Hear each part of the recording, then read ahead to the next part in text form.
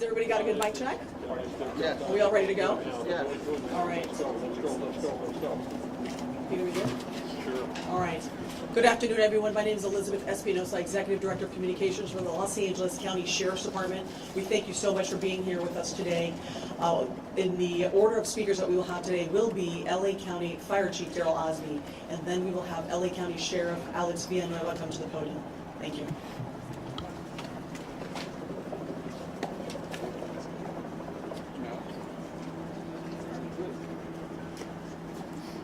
Let's go live with Chief Daryl Osby of the County Fire Department. Good afternoon. My name is Daryl Osby, and I'm the Fire Chief of the Los Angeles County Fire Department.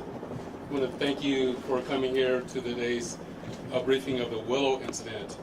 Today, shortly before 10 o'clock at 9:47 a.m., the Los Angeles County Fire Department received a 911 call of a potential helicopter down in a brush fire at the intersection of Los Virgenes Road and Willow Glen Street in the city of Calabasas in unincorporated Los Angeles County. Upon arrival, our firefighters discovered approximately a quarter-acre brush fire that resulted from a crash on the hillside. The Los Angeles County Fire Department initial response was 15 pieces of apparatus and 56 personnel that consisted of paramedics, engine company, heavy rescue, truck company, hand crews, and aircraft, and a chief officer to oversee the incident. Upon arrival during the incident, and upon arrival of the Sheriff's Department, our two respective departments entered into unified command to handle this incident.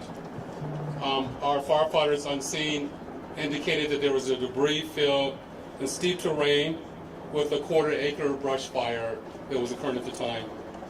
Our firefighters hiked in to the accident site with their medical equipment and hose lines to extinguish the stubborn fire, as it included the brush fire, debris from the helicopter, and the fire also included magnesium, which is very hard for our firefighters to extinguish because magnesium reacts with oxygen and water.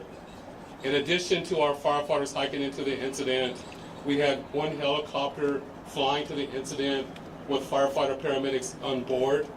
Those paramedics were hoisted down to the incident early into the incident.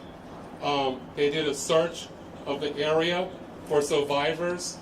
Unfortunately, all the survivors on board were determined to have been perished. Firefighters and hand crews worked to extinguish the fire while carefully preserving the incident for investigation. Currently, this investigation is still ongoing. I would like to turn this over to my sheriff to continue the press briefing.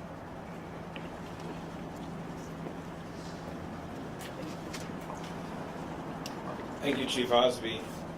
Personnel from Los Angeles Sheriff's Station responded to the scene of the crash site and assisted the fire department, and we've established a containment area, and now our Aero Bureau has a handle on traffic or aircraft accidents. However, when there's a fatality, then it switches to the National Transportation Safety Bureau, the NTSB, and the Federal Aviation Administration, the FAA.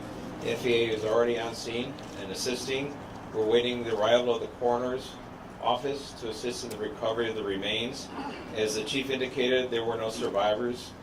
We have a manifest that indicates that there was 9 people on board the aircraft, the pilot plus 8 individuals.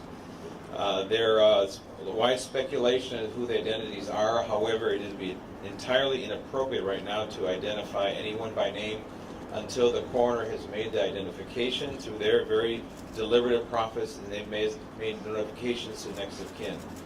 And it'd be extremely disrespectful to understand that your loved one was perished and you learn about it from TMZ. That is just wholly inappropriate, so we're not going to be going there. We're going to wait till the coroner does their job, and we're assisting the families of those who believe they've been impacted, and it's a tough process. And our hope goes out to all of the members who were on board, all the family of everyone who was on board this aircraft, and God bless their souls. So at this point in time, we have nothing that we can add until the coroner does their job. And we'll be making those notifications when we have the information and we know the next of kin have been notified, then we can release the information publicly.